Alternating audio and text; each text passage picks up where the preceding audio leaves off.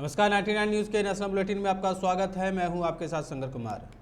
राजधानी दिल्ली से सटे नोएडा और गाजियाबाद जिले के निजी स्कूलों में छात्रों के कोरोना संक्रमित मिलने का सिलसिला जारी है। नोएडा और गाजियाबाद के स्कूलों में छात्र और शिक्षकों के कोरोना संक्रमित मिलने से स्वास्थ्य विभाग की चिंता बढ़ गई है। नोएडा में मंगलवार को 8 बच्चों के कोरोना संक्रमित होने की जानकारी सामने आई है। इससे जिले में अब कुल सक्रिय केस में 15 बच्चे शामिल हैं। वहीं गाजियाबाद में 13 दिन में 21 बच्चे संक्रमित होने के साथ ही स्वास्थ्य विभाग में हड़कंप मच गया है।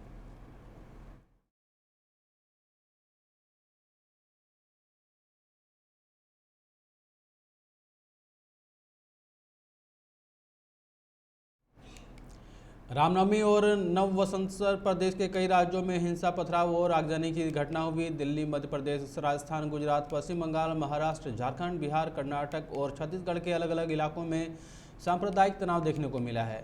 इन घटनाओं में कई लोग घायल भी हुए हैं। राज्य में कई हिंसा के मामलों में पुलिस की कड़ी कार्रवाई जारी है। अब तक गुजरात, मध्य प्रदेश और अन्य राज्यों से कई लोगों को गिरफ्तारी हो चुकी है। इसके अलावा एमपी में हिंसा में शामिल आरोपियों के घरों और दुकानों को भी जमींदोज कर दिया गया है।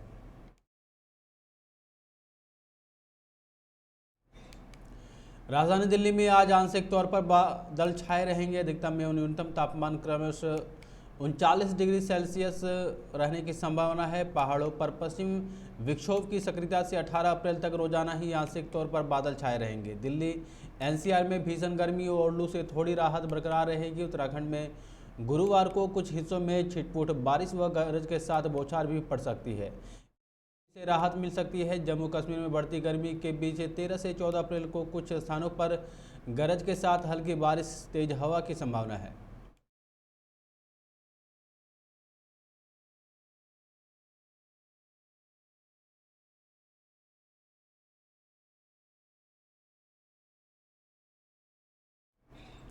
भारतीय विमानन नियामक डीजीसीए ने स्पाइस जेट एयरलाइंस के 90 पायलटों को बोइंग 737 मैक्स एयरक्राफ्ट उड़ाने को से रोक दिया है। डीजीसीए ने इन पायलटों को मैक्स एयरक्राफ्ट उड़ाने में सक्षम नहीं माना है। नियामक ने इसके लिए दोबारा प्रशिक्षित करने की बात कही है। स्पाइस जेट के प्रवक्ता ने बुधवार को इस बात की पुष्टि की है। डीजीसीए ने एयरलाइन के 90 पायलटों को मैक्स एयरक्राफ्ट उड़ाने पर रोक लगा दी है और उन्हें इसके लिए दोबारा ट्रेनिंग दिए जाने की बात भी कही है। डीजीसीए प्रमुख अरुण कुमार ने फिलहाल हमने इन पायलटों के मैक्स एयरक्राफ्ट को उड़ाने पर रोक लगा दी है।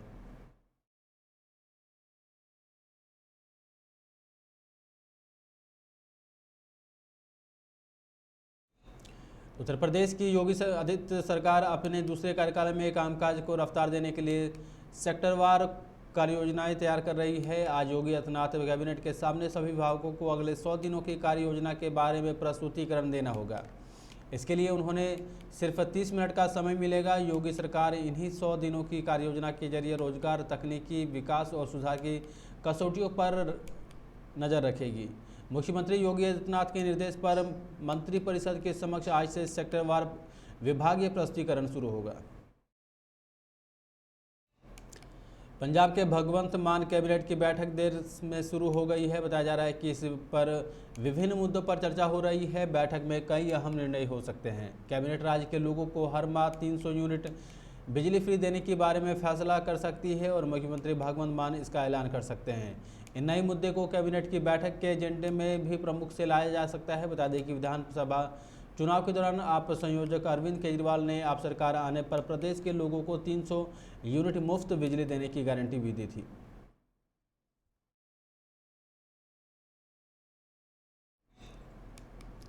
केंद्र शासित प्रदेश लद्दाख में मंगलवार को देश में बने anti tank guided missile Helina का सफल परीक्षण किया गया। हवा से जमीन पर सटीक मार करने वाली इस मिसाइल के सफल परीक्षण में सेना पूर्वी लद्दाख में चीन का सामना करने के लिए और मजबूत हो गई है।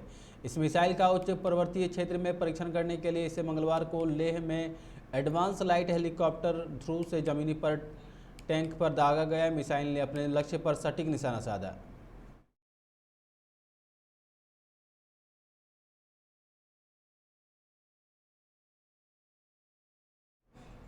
रूस यूक्रेन जंग के चलते अंतर्राष्ट्रीय राजनीति में काफ़ी बदलाव आए हैं। इसका असर भारत में भी पड़ा है। हालांकि इस जंग के दौरान भारत अंतर्राष्ट्रीय राजनीति का एक प्रमुख केंद्र बनकर उभरा है। एक पखवाड़े में 10 से ज़्यादा देशों के राष्ट्राध्यक्ष या विदेश मंत्री या बड़े अधिकारियों ने भारत का दौरा किया है। इन देशों में प्रमुख रूप से रूस, ब्रिटेन, चीन, Canada, Greece, Oman, Sri Lanka, Mexico और ऑस्ट्रेलिया के विदेशी मंत्री, जापानी प्रधानमंत्री और अमेरिका के डिप्टी एनएसए शामिल रहेंगे।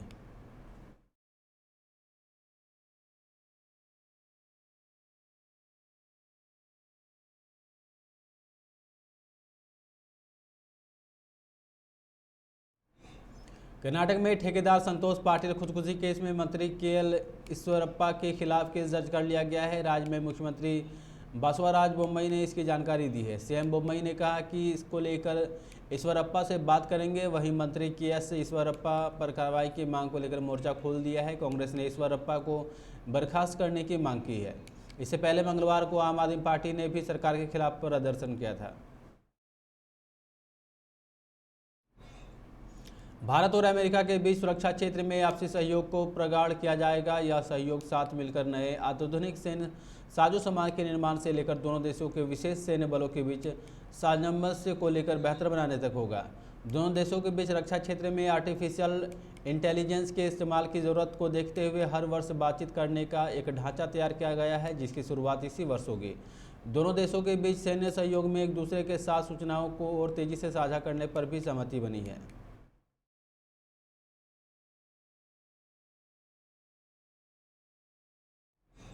गुजरात कांग्रेस के कार्यकारी अध्यक्ष हार्दिक पटेल को सुप्रीम कोर्ट से बड़ी राहत मिल सकती है। सुप्रीम कोर्ट ने पाटीदार आंदोलन के दौरान हिंसा मामले में उनकी दोष सिद्धि पर रोक लगा दी है। सुप्रीम कोर्ट से दोष सिद्धि पर रोक लगाने के बाद हार्दिक इस वर्ष के अंत में गुजरात में होने वाला विधानसभा चुनाव लड़ सकेंगे। हार्दिक ने सुप्रीम कोर्ट में याचिका दाखिल कर गुजरात हाईकोर्ट के फैसले को चुनौती दी थी।